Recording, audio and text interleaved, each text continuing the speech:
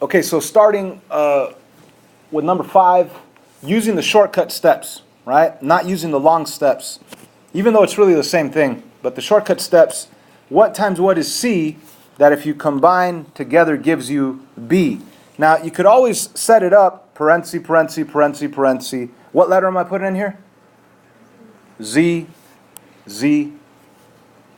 And the only reason why we're able to put these Z's here is because there's the A value is 1.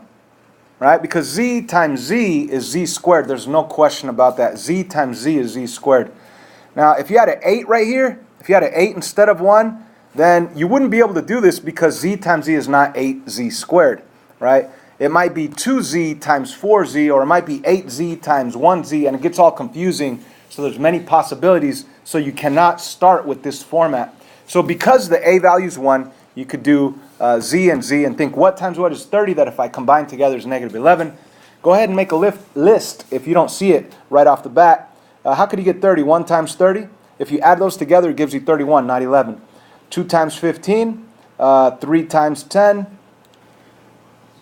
4 doesn't work, but 5 times 6 does, and that's all the possibilities. Which pair of numbers combines together to give you negative 11?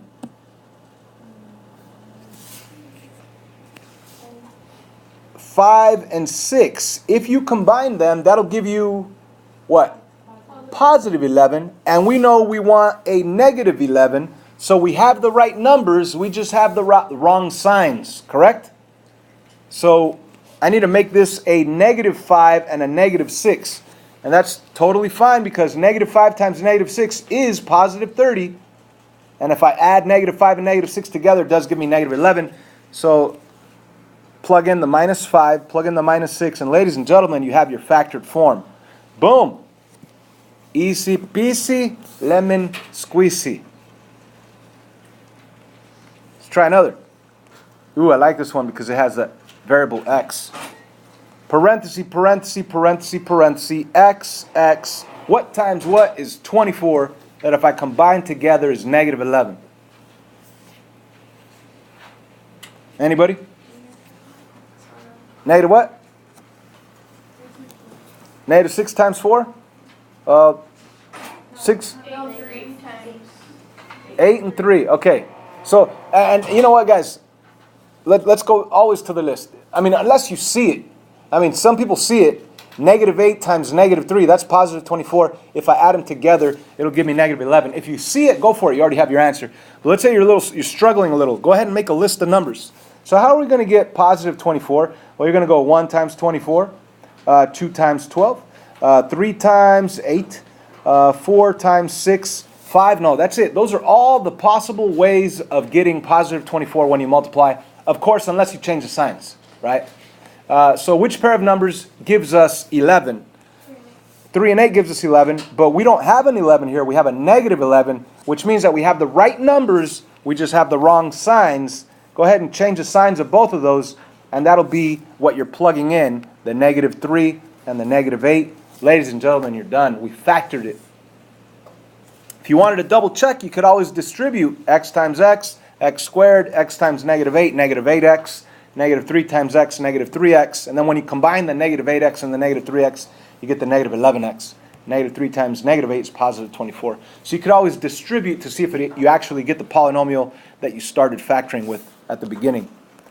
What do you guys think? So the shortcut is very easy, especially once you get comfortable with it. You're always going to be able to set up the format x, x. What times what is negative 55 that if I add or combine together gives me a negative 6?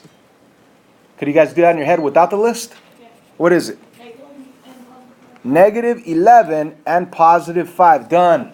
You see? You see? It's easy. I mean, you're done. That's it. Nothing else to do. Right? If you're confused still, go ahead and make a list. How could you get negative 55? Well, negative 1 times 55. Negative 2? No. Negative 3? No. Negative 4? No. Negative 5 times 11. And then you're thinking, wait a minute. Negative 5 and 11, if I add those together, it gives me 6. I want it to be a negative 6, so I have the right numbers. I just have the wrong signs. So you change it, and of course, the positive 5 and the negative 11 go right here. And it doesn't matter if you put the plus 5 over here and the negative 11 over here. as long as both of these numbers are in there with parentheses. How about this one? Wait a minute. What's wrong with this one? It's not in standard form, and I like the way you use the vocab word standard form, right? It's not in standard form. Let's rewrite it in standard form so it'll be organized g squared minus 16g plus 48. And now we could think of the factored form, which will be parenthesis with 1g right here and 1g right here. And then we go to thinking the shortcut rules, right? Think what times what is your c value that if you combine together gives you your b value, which happens to be negative 16. If you're confused, make a list. How could you get 48? 1 times 48. Or 2 times half of 48, which is 24. Or 3 times, what is that, 16, I believe? Or 4 times 12. Or 6 times 8 is 48. And of course you have calculators to help you make this list, right? Which pair of numbers adds together to give you a negative 16? The 4 and 12 gives you positive 16, and we know we want it to be a negative 16, so all we have to do is what? Change the signs on both of them, and that'll be your answer. G minus 4, G minus 12. The minus 4 is right there, the minus 12 right there. You're done. That's a factored form. So, I think we know how to factor with the shortcut, yeah? Now, here's the final twist, right? The last thing that we're learning for this whole week. When you have an equation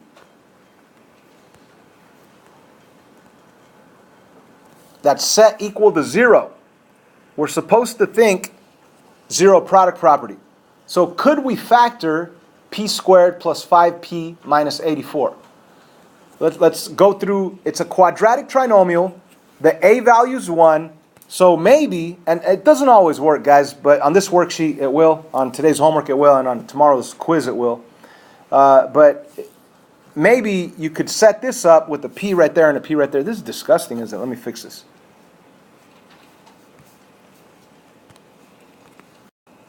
There it is.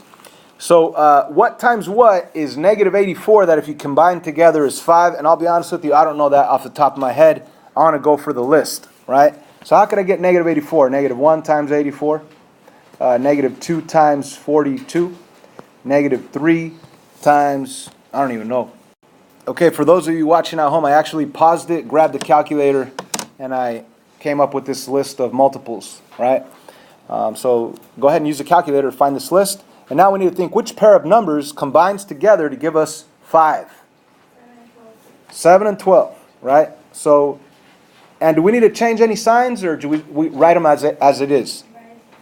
Right as it is, because negative 7 plus 12 is positive 5. So there, it's ready to go. Just put the negative 7 right here, the plus 12 right there. Now we factored it, but keep in mind that we had this equal 0 part. That's still there, the equal 0 part. So we're going to use zero product property, which we've been working with all week. Something times something equals 0. It means that the first something could be 0, or the second something could be 0. And it really becomes two simple equations, two one-step equations that you could solve. So one answer will be p equals 7, and the other answer will be p equals negative 12. Two answers. So this is different than just factoring. This is actually solving an equation. It's equal to 0. We factor to be able to get something times something equals 0, so we could use a zero product property to split them and solve. Okay. So we will have a lot of this on the quiz tomorrow. Whoa. Let's try another. So because the a value is 1, I will be able to set this up. B here and B there. Hey, B there. Oh, okay, that was done. And of course, it's still going to be equal to 0, because ultimately we want to be able to factor to use the zero product property to split them to solve easy equations. So let's think what times what is negative 64 that if I add together is negative 12. And if you need to, go ahead and make a list on the side. So what times what is negative 64? You got negative 1 times 64, negative 2 times 32, negative 3. Does that work? Negative 3? No, doesn't work. Negative 4. Does that work?